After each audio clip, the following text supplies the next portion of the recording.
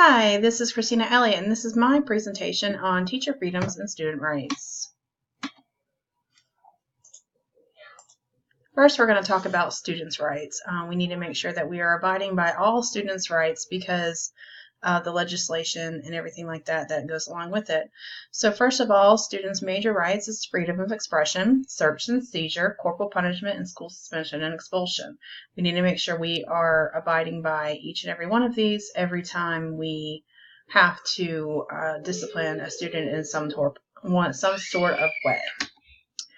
So, freedom of expression. School officials may restrict freedom of expression while there is evidence of substantial disruption, violation of school rules, offensive speech, destruction of school property, or disregard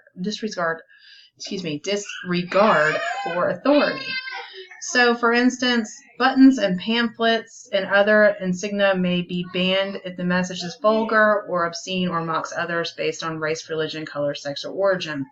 Protests and demonstrations are forms of free expression. However, protests cannot obstruct the corridors or prevent free movement among students.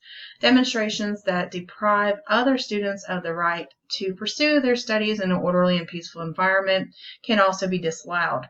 Students' rights to freedom of expression cannot be banned on the grounds that if it creates discomfort or can not be banned on the grounds that it creates discomfort or conflicts with the views of school officials.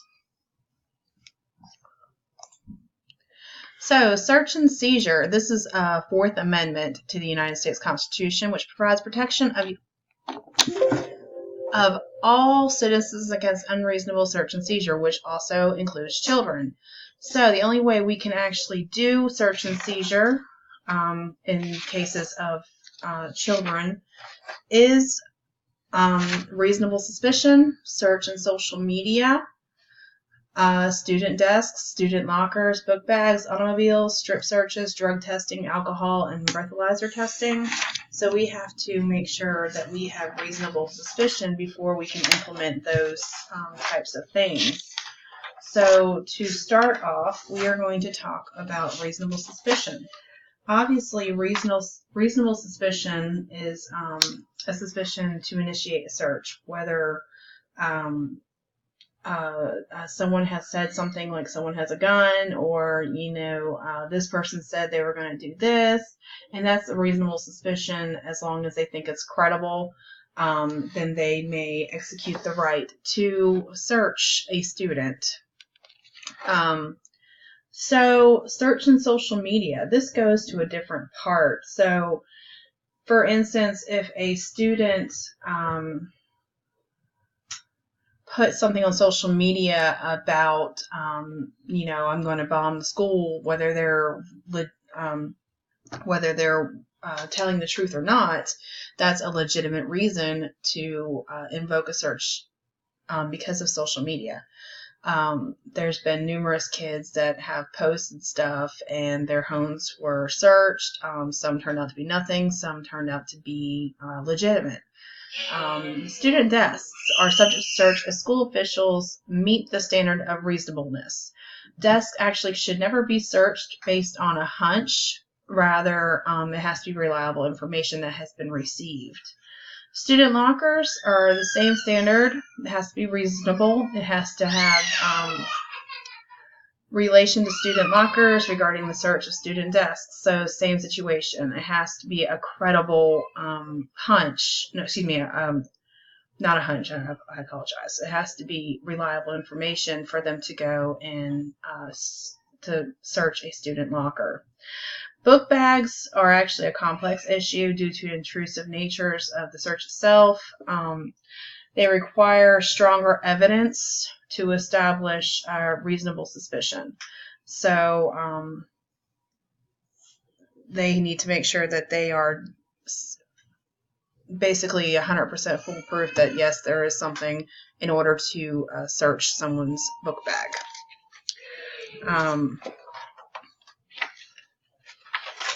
Automobiles parked on school property. The standards of suspicion are met. Students and parents should be informed.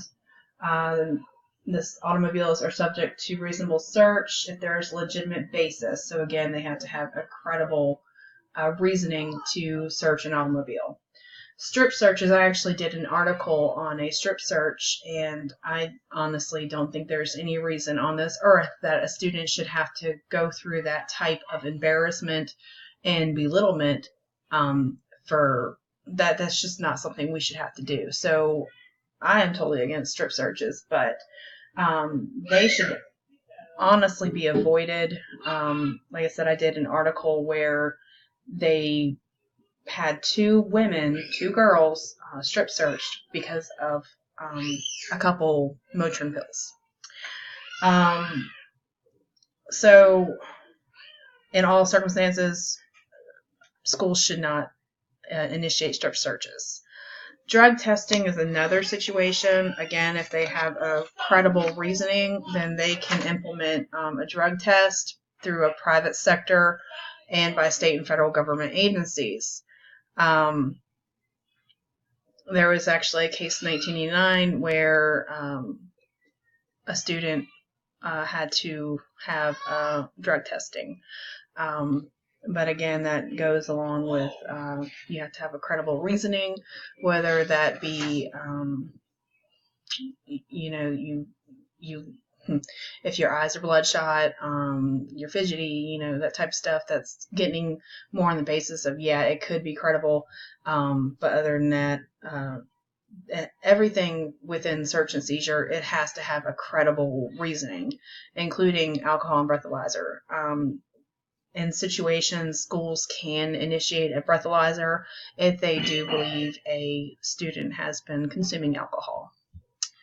Okay, so next, expulsion. One of the more severe forms of discipline because it involves long-term separation from the school district, or in some cases a permanent separation. Students, parents, or legal guardians should be informed based on school or district policy of specific infractions that may result in expulsion. Serious misconduct for which serious disciplinary measures may be imposed. The student is entitled to written notice of the charges and a right to a fair hearing, and procedural steps should be followed. The procedural steps that should be followed with expulsion is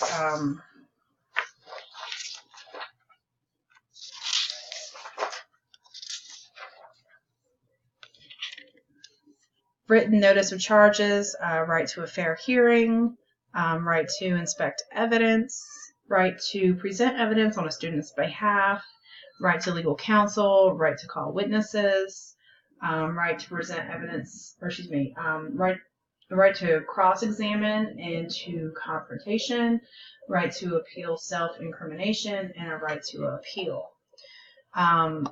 I don't know why my slides skipped straight to this one because I missed two other slides, so I need to go to previous real quick.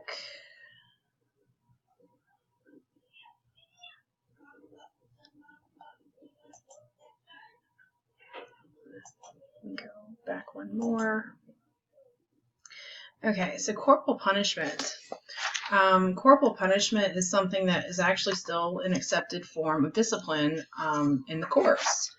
However, it has been widely known that corporal punishment is not acceptable, and it is actually causing a lot of people that still do it to ultimately be sued, fired, what have you. It's actually 21 states still put in effect of corporal punishment, and it's thought of as basically a legal way of child abuse, and no administrator should ever put their hands on a child. So let's go to the next one. School suspension, legal form of discipline for students that violate school or district policy that often involve issues relating to school safety.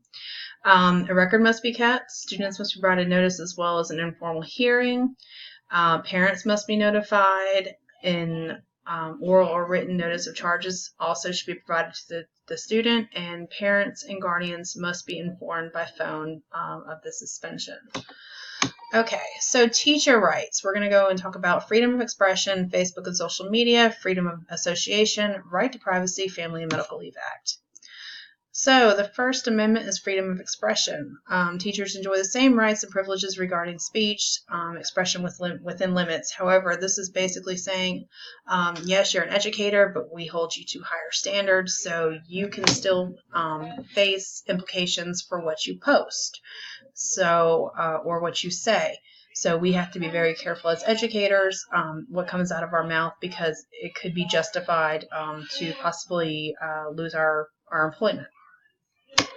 So next, social media, same thing. It is a freedom of expression, First Amendment protected. However, we are held to a higher standard, so therefore we cannot post anything negative, anything that might impact education, anything that might impact our students. Can't talk bad about our students.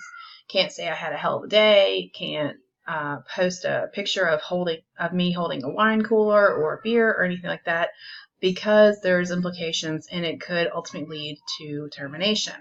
So then, yes, our rights are protected, but there is a gray area of which we could face implications. So freedom of association. So of course we know about the Red March. For educators, we do have the right to peacefully assemble, and educators and school districts have been very understanding of allowing teachers to peacefully assemble, as long as you have the time to take, as long as subs are available. And we have to make sure we also exercise our assembly and the importance of our positions as public employees. So again, we are role models. We need to peacefully assemble. We can't go in there chanting all kinds of stuff that could potentially make us look bad, or our districts, or anything of that nature. So right to privacy. Yes, we are people. Yes, we should have privacy, but no, that is not always the case. We are always being scrutinized because of the fact that we are educators. So again, yes, we have to live to different morals. And a lot of things with privacy is things can still be used against us, such as same-sex couples, or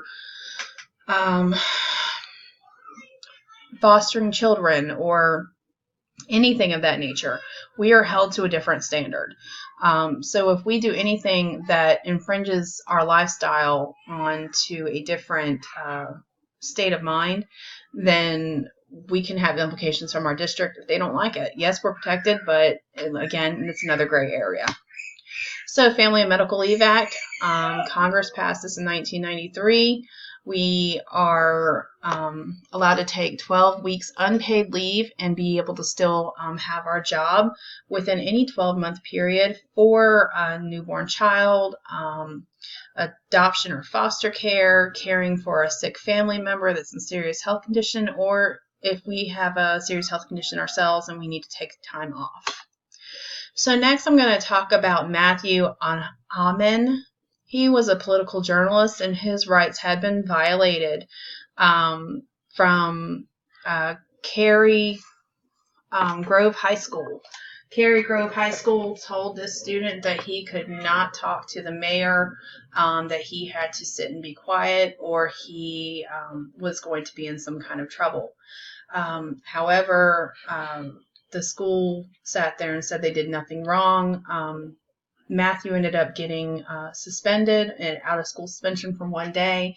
The high school says that they suspended him because he used a phone in class to actually record the mayor and then use that later on to basically talk bad about the mayor. So the school acted. Next, why teachers need their freedom. This woman, Ashley Lamb Sinclair, she actually found a roundabout way to bring a different aspect of learning into her classroom with staging. So she actually came in and staged like she was a pilot. Her co-teacher was a assistant, and they were actually going to bring their kids to a deserted island. A plane wrecked on a deserted island, and the kids were completely engaged throughout this entire time while they were studying Lord of the Flies. So it's important that teachers be able to keep their freedom. So I want to say thank you, and I hope you have a great evening.